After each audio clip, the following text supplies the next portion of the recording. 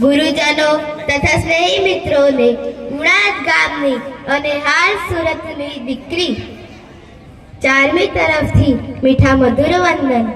આજના શુભ પ્રસંગે મને બે શબ્દ બોલવાનો મોકો મળ્યો, તેથી હું મારા બાપુજીને ખૂબ આભારી છું।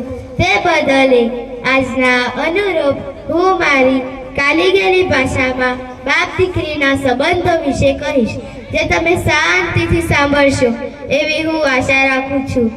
એક તમન્ના છે મારી ચાંદ બની ચમકવાની, એક કાળજું છે મારું ગગનમાં વિહરવાનું, એક સ્વપ્ન છે મારું સૂરજની કિરણ બનવાનું, એક ઉમંગ છે મારો આદર્શ દીકરી બનવાનું।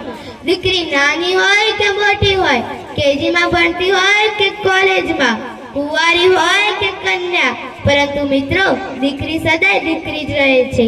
નાનપણમાં પિતા સાથે ચપચપ બોલતી હોય, માતાનું માન રાખતી હોય, ભાઈને ભાઈઓના મૂકતી હોય, બેન સાથે બાથું ભરાવતી હોય, શેરીમાં ચીપલા ઉલાળી નાખતી હોય, પરંતુ જ્યારે દીકરી મોટી થાય છે ને ત્યારે તે ગંભીરતા ધારણ કરી લે છે।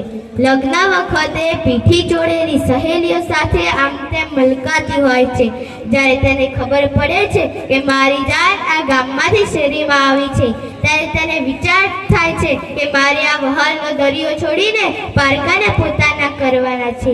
પિયરના તમામ સંભાળના હૃદયના ખૂણે તરપી દે છે। સાસરિયાવાળા કે ગામવાળા પૂછે છે, વહુ કરિયાવરમાંથી શું લાવ્યા? કન્યાની લાગણીનો અહીંયા કોઈ વિચાર કરતું નથી। હકીકત સાસરિયામાં આવતી દીકરી બાપના ઘરેથી શું લાવી એના કરતા બધું મૂકીને આવી છે। મા બાપ ઘર સમાજ આ બધું જ મૂકીને આવી છે। આ વસ્તુનો સમાજમાં કોઈ વિચાર કરે ને તો દીકરીના સંસારમાં સુગંધ આવી જાય છે। હકીકત નવી વહુનું સાસરિયામાં આવવું એ નવા બાળકનો જન્મ લેવા જેવો છે। અત્યાર સુધી બાપના ઘરે હતી કઈ ચિંતા ન હતી, હવે નવા ઘરમાં ચાલતા શીખવું પડશે। જો સાસ સસરા અને ઘરના સભ્યો આમ ખ્યાલ કરે તો દીકરીના જન્મ થતા પિતાને ત્રીજી અશ્રુભીની આંખ મળે છે, જે તેના દિલમાં છુપાયેલી હોય છે। પ્રકૃતિએ પુરુષોને રડવા માટે કોકની આંખ આપી છે। દીકરીની વિદાય વેળામાં આ કોકની આંખ રડે છે ત્યારે બાપ રૂડો લાગે છે। ઘરમાં જુઓ તો પિતાનો ચહેરો એક આદર્શ, એક વિશ્વાસ બની રહે છે।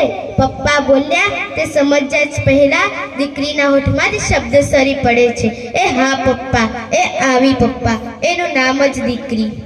કોઈક વાર દીકરીથી નાનકડી ભૂલ થઈ જાય તો તેના મમ્મીને કહે, મમ્મી તું પપ્પાને કહી ન કહીતી। સાસરિયામાંથી દીકરી કઈ રહેવા નથી આવતી, પરંતુ પિતાની ખબર લેવા આવે છે, આર્થિક સ્થિતિ જોવા આવે છે, કઈ વાંધો તો નથી ને? પિતાની સ્થિતિ જોઈને ઘરના બધા સભ્યોને સૂચના દેતી જાય, મમ્મી તું પપ્પાને આદુવાળી ચા દેજે, ઓ ભઈલા તું પપ્પાને પરેશાન ન કરતો, હું તારા આધારે જાઉં છું, કોઈને ચિંતા ન થવા દેતો। આમ દિવસમાં હજારો કામ થઈ જાય પણ દીકરી પોતાના પિતાને નથી ભૂલતી।